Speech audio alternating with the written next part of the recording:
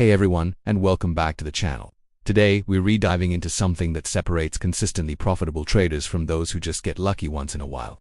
It's not about finding the perfect entry or predicting the next big move. It's all about risk management. I've spent years in the trenches, and I can tell you, mastering risk is the real secret to staying in the game long term. So, grab a notebook, because I am about to share my top 5 non-negotiable rules for managing risk that every single trader needs to know. Let's get started. Rule number 1, and this is the big one. Never risk more than 1% to 2% of your trading capital on a single trade. I know, it sounds conservative, especially when you see those huge potential gains. But think about it this way. If you have a $10,000 account and you risk just 1%, that's $100 per trade. If you hit a losing streak of 5 trades in a row, which happens to everyone, you've only lost $500, or 5% of your account. You can easily recover from that. But if you were risking 10% per trade, that same losing streak would wipe out half your account. That's a psychological and financial hole that's incredibly difficult to climb out of. This rule isn't about limiting your profits, it's about protecting your capital so you can live to trade another day. Next up, rule number 2. Always use a stop-loss order. This is your safety net, your eject button. A stop-loss is a preset order that automatically closes your trade when the price hits a certain level, limiting your loss. Trading without a stop-loss is like driving a race car without brakes. You might be fine for a while, but when things go wrong, they go wrong catastrophically. The key is to determine your stop-loss level before you even enter the trade.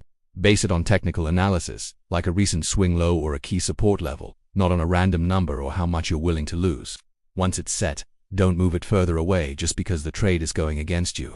That's just hoping, and hope is not a trading strategy. Rule number 3 is all about the math. Know your risk-to-reward ratio before you click buy or sell.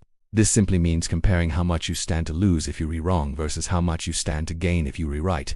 A good rule of thumb is to only take trades where the potential reward is at least twice the potential risk.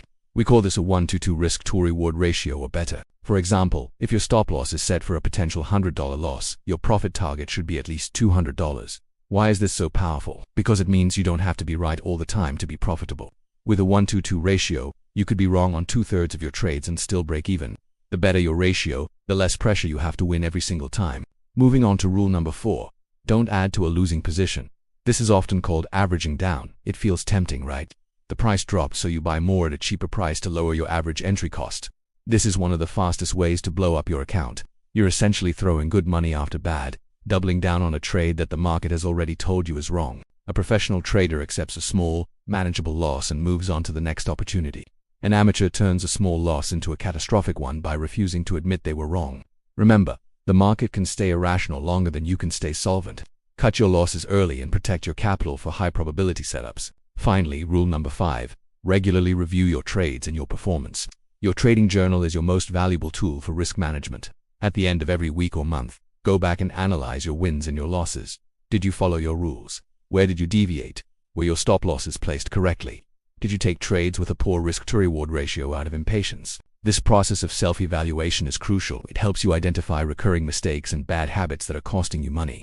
Trading is a performance-based activity, just like being an athlete. You have to review the game tape to see where you can improve. Honesty with yourself here is non-negotiable if you want to grow as a trader.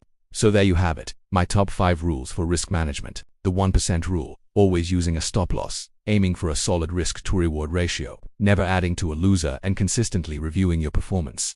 These principles aren't flashy, but they are the bedrock of a long and successful trading career. Focus on managing your downside, and the upside will take care of itself. Thanks so much for watching. If you found this helpful, hit that like button and subscribe for more content to help you on your trading journey. Drop a comment below with your number 1 risk management rule. See you in the next video.